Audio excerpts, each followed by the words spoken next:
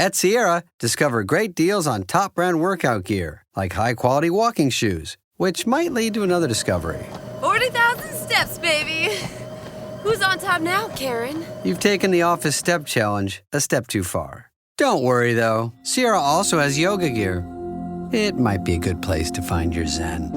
Discover top brands at unexpectedly low prices. Sierra, let's get moving. When did making plans get this complicated?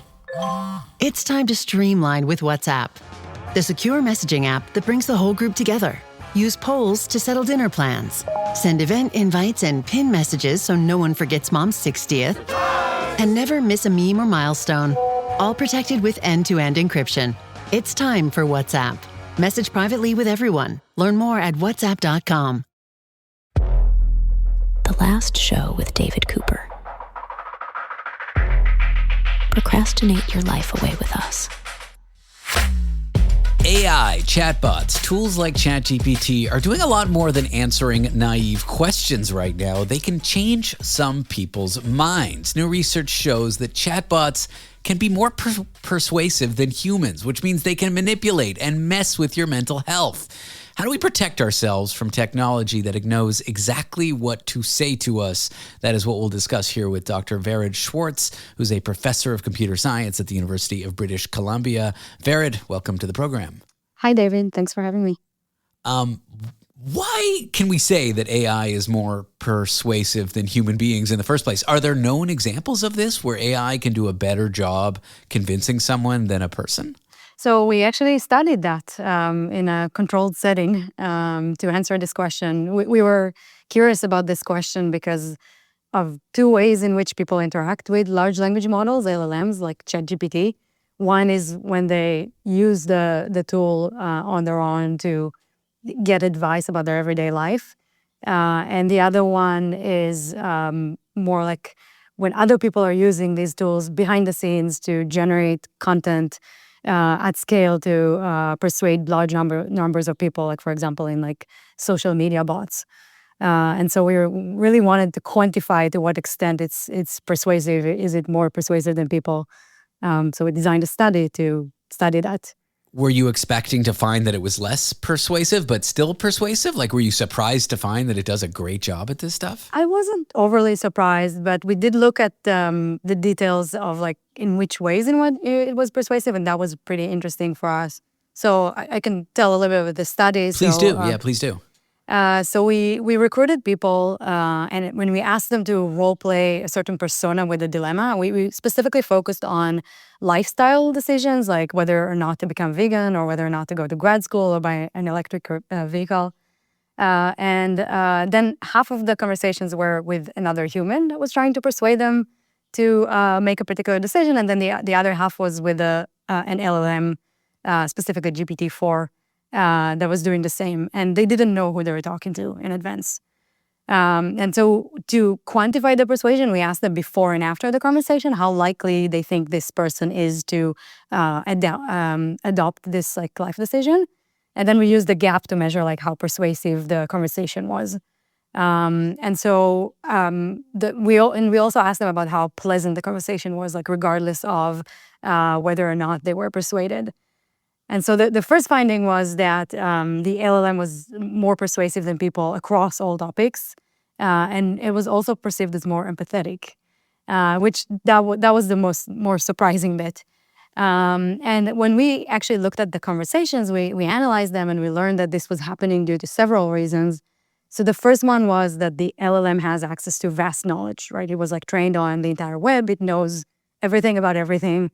And so it was very easy for the model to come up with like arguments in favor of each one of these very like well-discussed topics.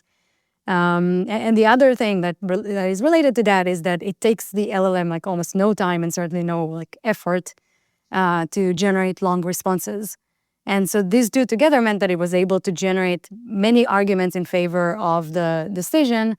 But not only the arguments, it was also generating logistical support. So for example, if somebody was saying, I want to become vegan, but I don't know, iron deficient, I'm afraid that it's going to get worse, then it was able to actually suggest some like other modifications or other things that this person can do, like eat like meat substitutes or particular brands of them that maybe didn't come as easily for people. They could Google, but it just takes them longer to come across this information. I don't know what's worse, convincing people to be vegans or convincing them to go to grad school, but that's a conversation for another day. We actually tried to deliberately choose topics that were like apolitical and not too controversial, but I guess there's no topic that is completely... Veganism is apolitical? All right, that's a conversation for another day. I want to drill into what you said about, longer responses, being more verbose, perhaps using bigger words. Yeah. Is that really all it takes to be more persuasive? I just have to write you a longer paragraph?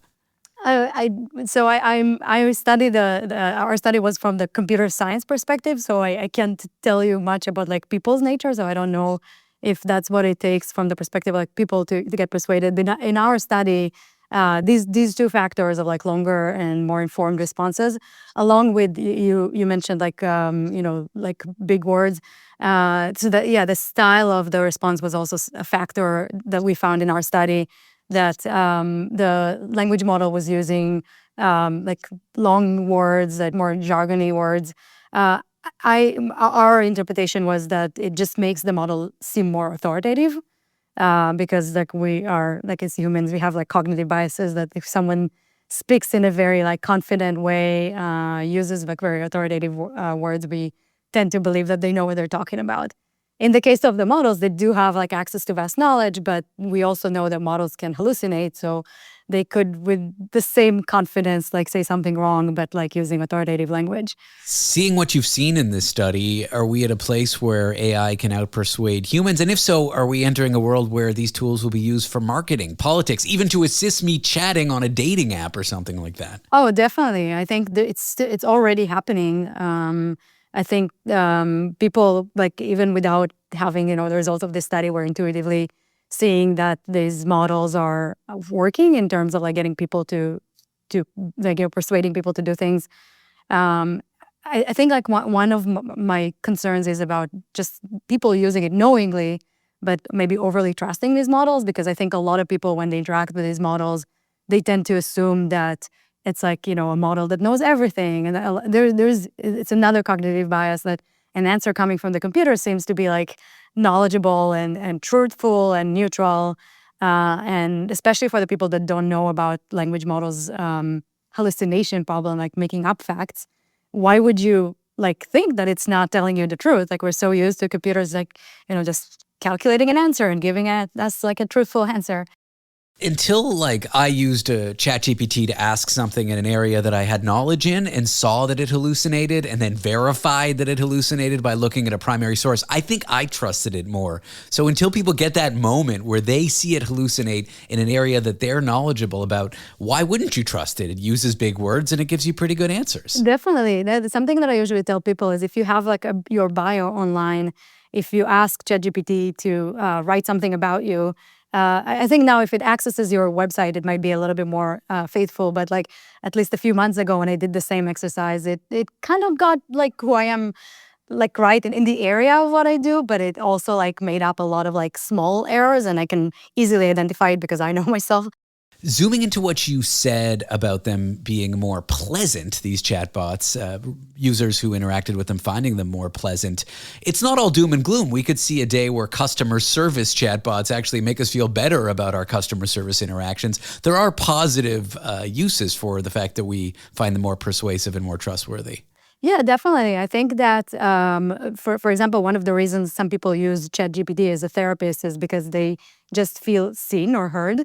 And this is actually not a new thing. So like in the 1960s, there was like a really primitive, really like advanced for that time, and really primitive compared to like ChatGPT chatbot. Like it was supposed to be like a therapist called Eliza. And it was like just answering these like templated answers and like just repeating what you said and saying, oh, how do you feel about that?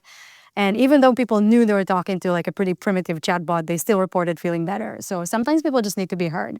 But there are risks as well. So like Sure. even going back to something like our life decisions, like people daily use like ChatGPT to ask these questions.